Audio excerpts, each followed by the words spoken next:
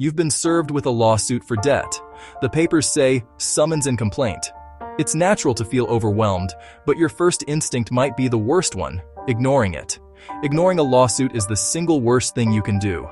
This is a serious legal matter, but it is one you can absolutely handle. This video is your roadmap. We'll walk you through the steps to respond, from understanding the papers to writing your answer. You have power in this situation, and it starts with your decision to respond. The biggest danger of ignoring a lawsuit is a default judgment. If you fail to answer by the deadline, the collector can win automatically. You won't get a chance to tell your side of the story. A default judgment is a powerful legal tool allowing them to garnish your wages, freeze your bank account, or place a lien on your property. The first paper is the summons, the court's official notice that a lawsuit has been filed against you. When sued, you'll receive a summons and a complaint. The summons is the court's official notice. The complaint lists the collector's allegations in numbered paragraphs. Your job is to write an answer responding to each one. The most important detail is your deadline, usually 20-30 days. Missing this strict deadline can lead to a default judgment. Your first task is writing an answer, your official response to the complaint. For each paragraph, you must either admit it's true, deny it, or state you lack knowledge, which forces the collector to prove their claim. Many courts provide fill-in-the-blank forms on their websites. If not, create your own by copying the case caption, titling it "Answer," and responding to each numbered paragraph. If you're not sure about a claim in the complaint, deny it. This is a crucial strategy. In a lawsuit, the plaintiff has the burden of proof, meaning they must prove every claim is true. Denying an allegation forces them to produce evidence. After responding to each paragraph, you'll list your affirmative defenses, legal arguments for why the collector shouldn't win. Two common defenses are that the statute of limitations has expired and the plaintiff lacks standing to sue. Section 4.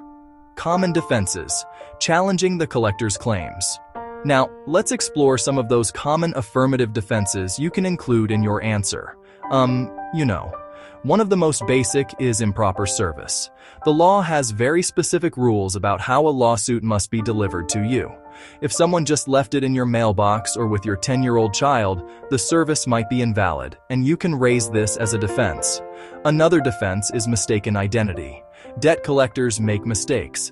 They might be suing the wrong Jane Smith or have confused you with a relative. If the debt is not yours, you must state this clearly. Another powerful defense is the statute of limitations. Every state has laws that set a time limit on how long a creditor has to sue you for a debt. This time period varies by state and by the type of debt. For example, credit card debt, medical bill, written contract. The clock usually starts ticking from your last payment. If the debt collector is suing you for a debt that is 7, 8, or 10 years old, first, their time to sue may have run out. If the statute of limitations has expired, the court can dismiss the case. Also, challenge the collector's standing, their legal right to sue. Since debts are often sold, the plaintiff must prove they own your account with a paper trail. Finally, dispute the amount. Collectors may add unallowed interest or fees, so force them to provide a full accounting. They cannot just walk into court and win without evidence. Section 5. Filing and serving your answer. After writing your answer, you must file it with the court clerk. This can often be done in person, online, or by mail. If you have a low income, ask the clerk for a fee waiver application. Next, you must serve the plaintiff. Another adult must mail a copy of your answer to the plaintiff's lawyer.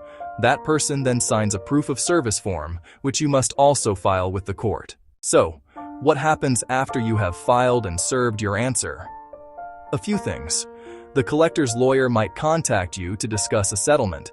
They may be more willing to negotiate a lower payment amount.